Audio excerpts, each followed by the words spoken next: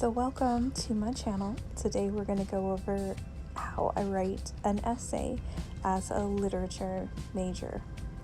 So let's get started. I usually compile all my materials and just kind of spread out on the bed. So I have my text here, and this was a very short, two short stories we were comparing, and my professor had given us the text, so that was easy. Then here comes Lilith, who wants to help me write it as well.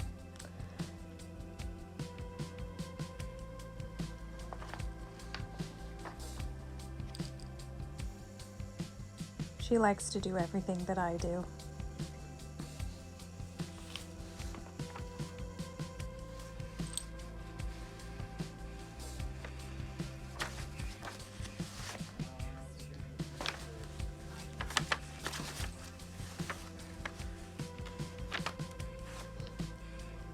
So next in the process, I will highlight what I think is important and the things that parallel between the two texts. I highlight and then I'll write down the quotes that I want to use. This is my world literature notebook.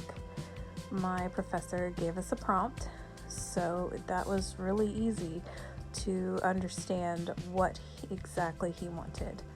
So I've highlighted some things that I think are important, and since these stories are very short, it was super easy to read it a couple of times. So I wrote down my thesis statement. I handwrite everything. I wrote down my thesis statement and wrote down what I thought the plot and the setting was. So now it's time to write. Usually I write and then sleep on it and then get up in the morning and tweak it and do another draft if I need to. But for this one, I had everything that I wanted to get down, so I'm able to turn it in. Hey, what's up, everybody? I just thought I'd pop on here and hope you enjoyed my little how I write an essay. I just wanted to talk about being a transfer student and how hard it can be. I have kind of a double whammy right now because not only am I a transfer student, but I'm also a non-traditional student. I'm an adult learner. So a little background information. I started this journey back in 2012 to finish my degree finally. And I'd gone to college before, right out of high school, but I never was able to finish it. So in 2012, I decided I was going to finish it, and I applied to Southern New Hampshire University and I got in. And what I did not like about Southern New Hampshire University, their course material is great. It's very challenging. It's actually a higher level than what I'm taking now, but it was I only had enough financial aid to take one course every 8 weeks. So as you can imagine, that took me a long time, and I think I got to senior year in 2015. And so in 2018, I believe I ran out of financial aid. Because I was kind of moving around a lot at the time, I liked the fact that Southern New Hampshire just went with me. It's all online, but it's also a very solitary endeavor. You do have discussion boards where you interact with people, but other than that, I didn't have to have too much in-depth discussion about what I was reading. So here, since I ran out of my financial aid, I stopped for a year or two which was hard because it was my senior year. I was a senior level and I only needed 19 credit hours to graduate. Last fall, this time last year, I got accepted into WSU.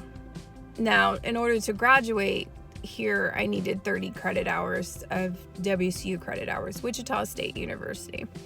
If you don't know what WSU is, because there are several WSUs. So I needed at least 30 WSU credit hours.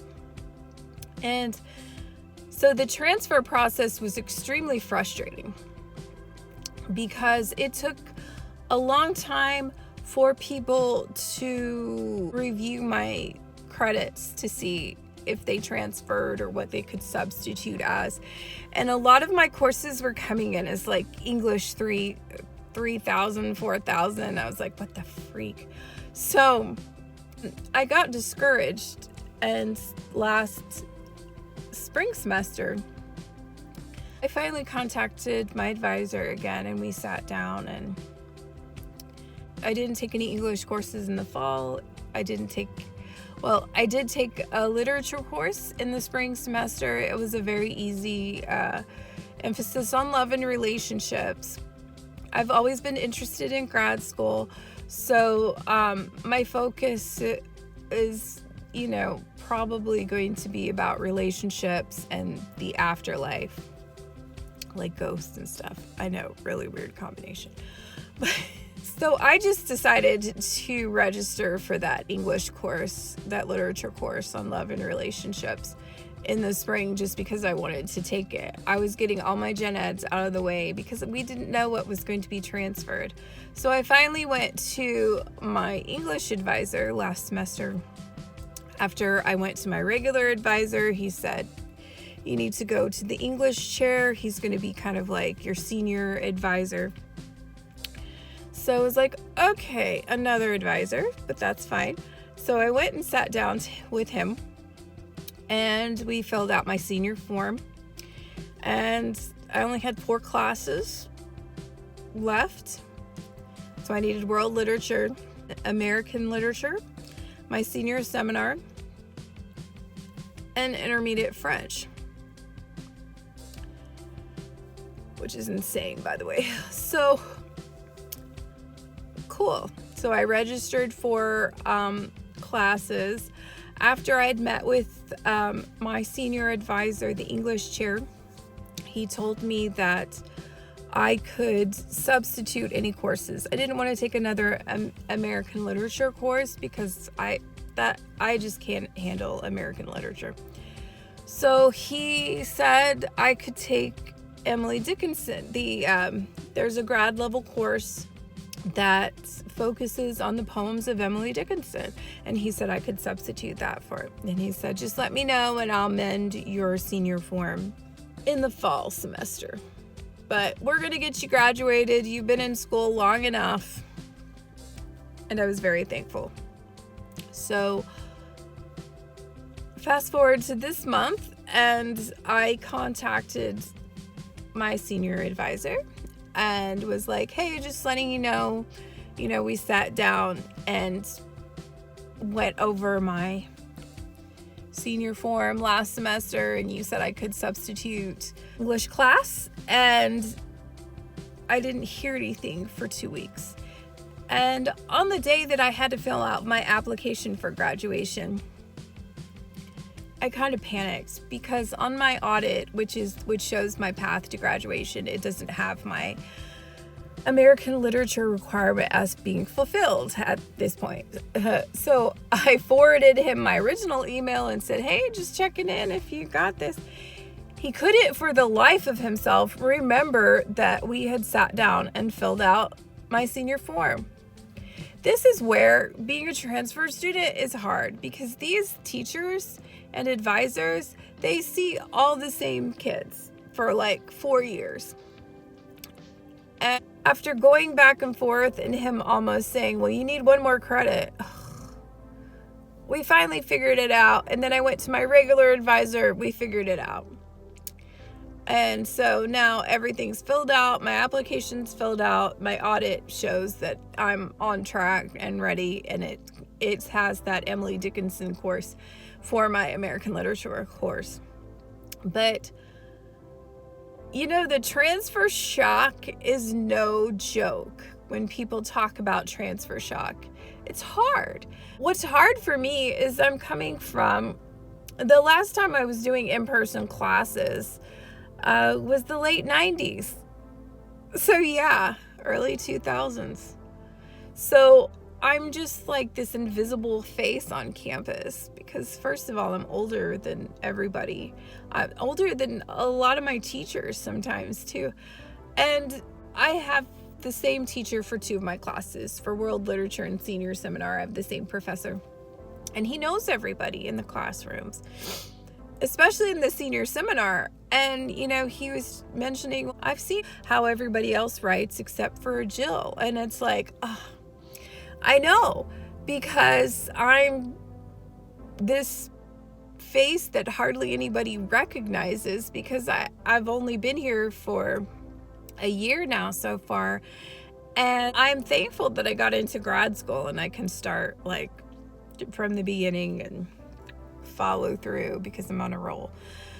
But it's just hard. It's hard to be like, it's almost like everybody is in on the inside joke except for you. This professor is really discussion heavy. So I'm leading discussion on the English patient next week. I led discussion with a group in world literature with Robinson Crusoe. I watched in my senior seminar somebody else give their discussions. In the senior seminar, you give your discussion solo. I'm not used to that. I don't know. My discussions were on a discussion board. So my English education career up to this point has been very solitary. And I'm being pushed into, okay, now you have to talk. Now you have to speak up. We don't care that you're, older than everybody else. I mean, people haven't been mean to me because I'm older, but it's like, it doesn't matter how uncomfortable or awkward you feel because you're new and you're old. You have to speak up because now we have a participation grade that isn't writing a couple of paragraphs in a discussion board and then responding thoughtfully to 2 people once. It's not a discussion on a discussion board. You're not going back and forth and back and forth and back and forth, unless, some discussions get heated. But generally speaking, in college, people want to just meet that requirement and move on. Your initial post it, and then respond to 2 classmates. They just want to meet that requirement and move on. It's not a discussion. It's not ongoing. So in the classroom setting, it's intimidating. A lot of the kids are really outspoken, and I don't get in a lot of times what I feel like I want to say. In my world literature class, that's like a 28-person class. And my senior seminar is easier because it's like there's only 5 of us and it's like a book club. But which is easy. It's better to get to know my professor that way. My Dickinson professor is going to be my grad school advisor. So I'm happy that at least I know who it is. It's an online class, but I'm still communicating with her.